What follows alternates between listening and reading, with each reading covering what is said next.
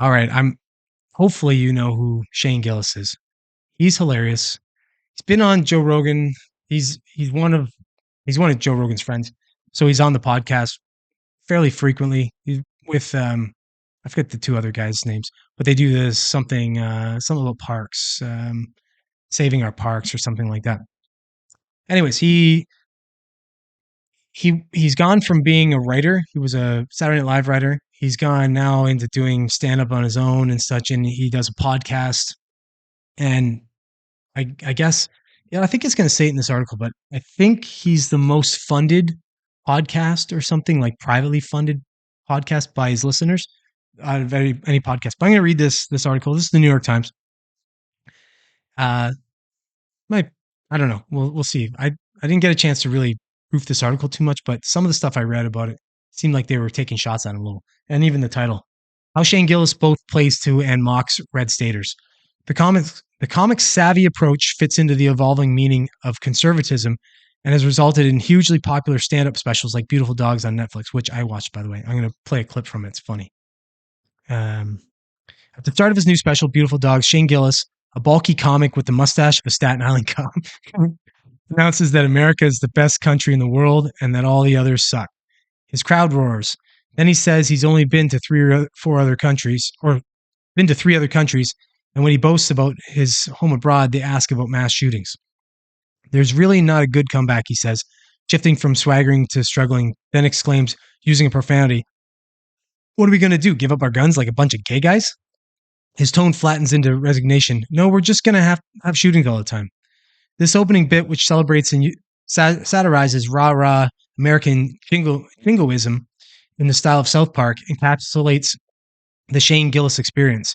It's got the amiable idiot swagger, plus the trolling offensive spin. When there's a satirical overlay that subverts the perspective, it's dumb and smart, cocky and self-mocking, homophobic but relentlessly self-aware. Okay, that's like kind of like, you know, that's like an insult and a compliment at the same time in there. They're kind of doing that thing there, but I guess I'll take from that the New York Times is saying that his comedy is pretty deep, but it doesn't seem like it's deep. It's funny when you watch it. It's just funny. So, since getting fired from Saturday Night Live in 2019 after videos surfaced of him using Asian and gay slurs on a podcast, Gillis has built perhaps one of the fastest growing comedy careers in America. His debut special, released on YouTube in 2021, racked up a staggering 14 million views, and he's the most popular podcaster on Patreon with more than 71,000 paying listeners. That's what I mean there. Beautiful Dogs, his second special, has been lodged in Netflix's top 10 most popular shows since the streamer released it on September 5th. He regularly sells out theaters. Don't be surprised if he becomes an arena act. Okay, so I'm going to play this clip. This clip's pretty funny. Here we go. No, Australia's good. I was shitting on Australia. Australia might be number 2. That's a good country, dude. Just a whole country doing nothing. That's what I like about them. They're just down there. Zero exports. Creating nothing, dude. The only export I've seen come out of Australia is just that YouTube video of that guy punching that kangaroo in the face. Yeah. You know that video, that kangaroo holding that dog hostage out in the woods. Owner shows up, squares up with the kangaroo. No hesitation. Kangaroo knew it was a fight, too. Guy just fucking... If you've seen the video, you know how good that impression is.